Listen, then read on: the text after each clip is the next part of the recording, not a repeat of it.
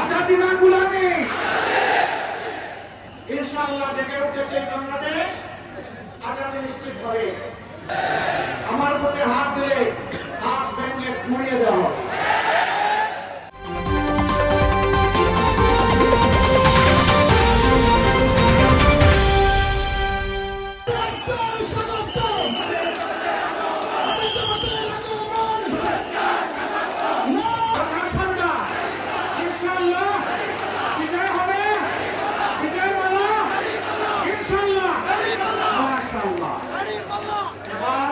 মর্যাদাপূর্ণ একটা বাংলাদেশের পক্ষে আপনারা আছেন, সবাই থাকবেন, লড়ে যাবেন, বিজয় ছিনিয়ে আনবেন ইনশাআল্লাহ।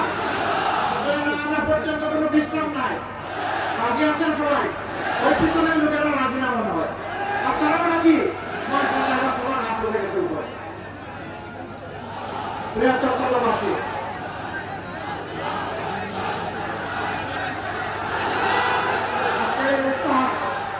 এই জনজোয়ার, এই জনস্রোত, এই জনপ্লাবন শুধু চট্টগ্রামে নয়, আসলে তাদের গলায় চলবে ইনশাআল্লাহ। 7 জুলাই এটা পায়ের নিচে আমরা ফেলে দিয়েছি। এখনকার জবাব স্পষ্ট, সাফ। আমারটা আমি দেবো, তোমারটা তুমি যাও। আমার বুকে হাত দিলে হাত ভেঙে ঘুরিয়ে দেওয়া হবে। আমার অধিকার নয়, আমার অধিকারের সাথে আমার দায়িত্ব বটে। আমার দেশ আমি করব, আমার দল আমি পছন্দ করব। তুমি কে? পারবে? শিওর পারবে? নাকি করে চোখ রাঙানিকে ভয় করবে? অবশ্যই না। জুলাইয়ে যুবকরা, যুবসমাজ, যুব যুবতী, তরুণ তরুণী রাস্তায় নেমে তোমরা কি স্লোগান দিয়েছিলা যে আমাদের হাতে বেকার ভাতা দাও? তোমরা স্লোগান দিয়েছিল আমাদের হাতে মর্যাদার কাজ দাও।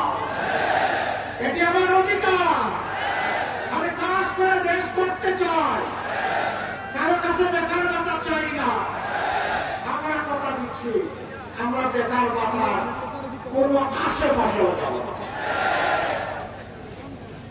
আমরা প্রত্যেকটা যুবক যুবতী, তরুণ তরুণীর হাতকে দেশ করার কারিগরের মজবুত হাতে পরিণত করবো ইনশাআল্লাহ।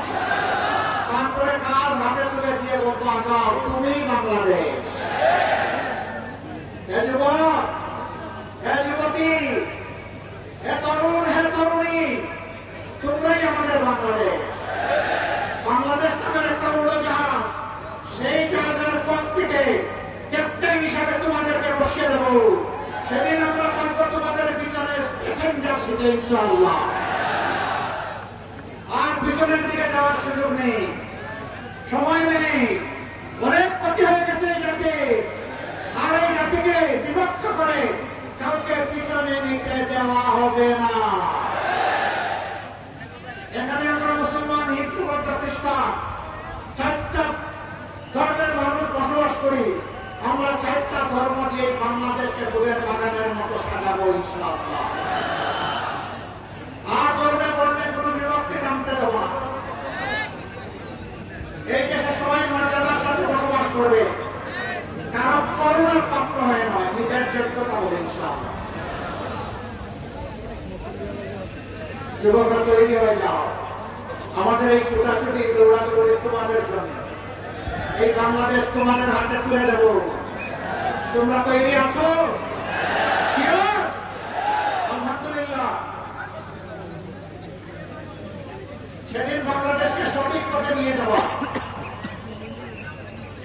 যারা চাঁদাবাজ, ধান্দাবাজ, যারা মামলাবাজ, যারা দুর্নীতিবাজ, যারা কি কি জানি স্ট্যান্ড বা রবীন্দ্র বুঝিও না কি স্ট্যান্ড বলে না,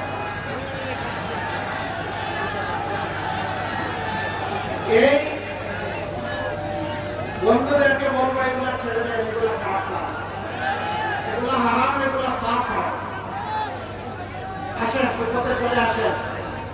আপনাদেরকেও শিক্ষা এবং প্রশিক্ষণ দিয়ে আপনাদের হাতেও মর্যাদার কাজ তুলে দেবো ইনশাআল্লাহ। আজাদি না গুলামি।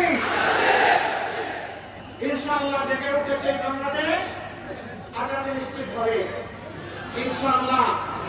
জুলাই স্লোগান কি ছিল? স্লোগান ছিল উই ওয়ান্ট জাস্টিস। আমরা সব ক্ষেত্রে ন্যায় বিচার চাই। আমার পাওনা আমি চাই, তোমার পাওনা তুমি নাও, কিন্তু আমার পাওনা তুমি নিয়ে যাবে এটা আর মানব না। স্বাধীনতার পরে এক এক করে 54 বছর অতিবাহিত হয়েছে। এই 54 বছরে সরকার এসেছে, সরকার দিয়েছে, সরকারের লোকদের কপালের পরিবর্তন হয়েছে, কিন্তু জনগণের পরিবর্তন হয়নি। হ্যাঁ, যদি বলি কিছুই হয়নি এই কথাটা সত্য হবে না, তবে যা হওয়ার দরকার ছিল তা হয়। কেন হয়নি? যারা নির্বাচনের আগে বাজার থেকে নতুন নতুন দাবি তুলতে তসবি আনে মক্কা শরীফে, আর বের হয় ইলেকশনের ক্যাম্পেইনে, কারো বাড়িতে গেছে গিয়ে বলে আপনার সাথে পরে বসবো, আগে চাষার খবরটা জিয়ারত করে আসে। কোন চাষা? কয় আপনার আব্বা জানে। ব্যস্ত করুন, আপনার আব্বা তো এখন জীবিত আছে। বুঝছেন? মানুষকে খুশি করার জন্য দিতে আপনাদের খবর জিয়ারত না। কিন্তু যখন নির্বাচন চলে যায়, আরো বলে, সুন্দর করে বলে, যার চেহারায় চোখ করে বলে, ভাই আপনারা আমার ভাইয়ের মতো লাগে। নির্বাচন যখন চলে যায়, তখন পাশ থেকে দাঁড়িয়ে সালাম দিলে জবাব দেওয়ার সময় নাই। আগে ছিল ভাই, এখন হয়ে গেছে অন্য কিছু, আমি আর এটা মুখে নিলাম না। বুঝতে পারছেন? এরা দান্দাবাজ।